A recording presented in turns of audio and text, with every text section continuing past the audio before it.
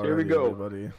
You're ready to go. 4 light, 5 lights, and it looks like the 2020 iF3.5 Zolder Grand Prix is away. It looks like Kalen off to a pretty wretched start. Both full send cars off to a good start. It looks like one of the, looks like that was Katie Height making some moves there going into turn number 1. So far, everything's so clear. Both full send cars off to a good start, though. Right behind, though, Kane closing in the gap. We got Graham Sanders already up 1 position. Tobias Fay also right behind him. As it looks like Kane right on the back of Antonio here, but it looks like we see some of the drivers running wide. Everybody making it through, though, clean at turn 2. Looks like we saw, oh my goodness, that was Martin Hemmingson getting going 2 wheels off the grass, going into the first chicane. Will everybody make it through safely? We can see a great move there, Florian here on, I think that was Scott Sims. So far, crazy racing right now. We still have Kane Halliburton, though, closing in that gap on Antonio. Right behind us, it looks like we have one of the Commodores 33 cars are off, and 2 of them are off. Oh my goodness, tragedy for Commodores, as it looks like there was contact between both of them. Maybe one of them spun, we don't know. But oh, Jorge Martinez, who finished P2 last race, having a tough time. He's gonna have to get his nose replaced for that. Not the start that he wanted. Yeah, and look, he's getting a run here.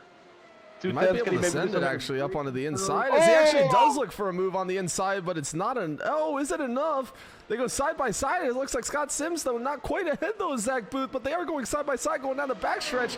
But it looks like Zach Booth will have the inside line going into the final chicane, as Zach Booth now will be able to close it out. Never mind, it's side by side, as it looks like, oh, Scott, though, getting a little bit on the bumps, and it looks like Zach Booth getting a better exit. But it doesn't look like he'll be able to get a good enough run, so he's just going to stick behind.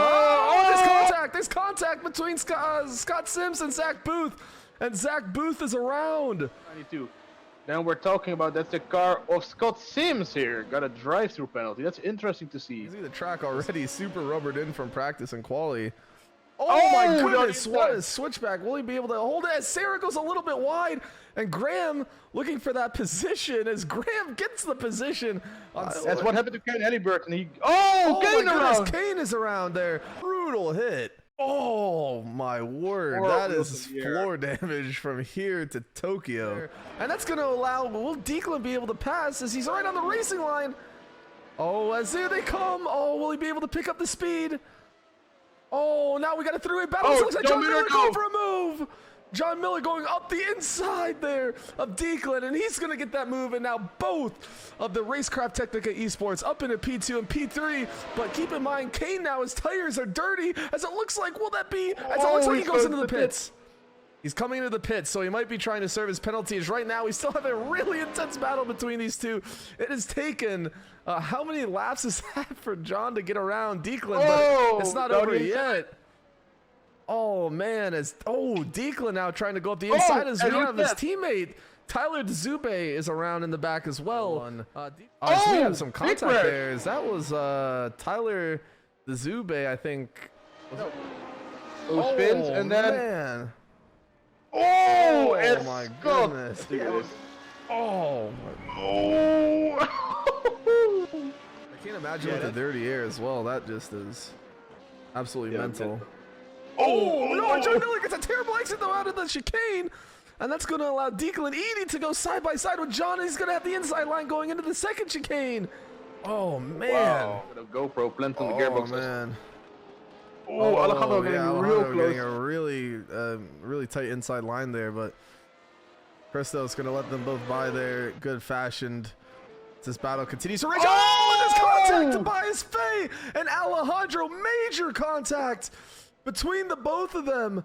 Oh no, he's going backwards on the track, and Martin Hemmingson now moves up into P4. Drama here in the last 7 laps of the race. Alejandro catching up, and right now it's Tobias on the brakes, and Alejandro just forgets to brake, and right now he's full on the brakes, trying to turn, and netcode. I mean, even without the netcode doesn't matter. I mean, he would have stayed him anyway. As it looks like Ben Fuller is going to be the winner of your Belgian Grand Prix here at Zolder. Yeah, he's had a great race. I mean, he's been consistent. He's been just, on a whole nother level. I mean, the teams are really going to have to go back to the room and figure out what they can do to stop Ben as crosses the line. Ben Fuller. Look at that lap of 15.7 as well on this final lap. Final lap, putting in the fastest lap of the race. Yeah. There goes Declan Eady for P2.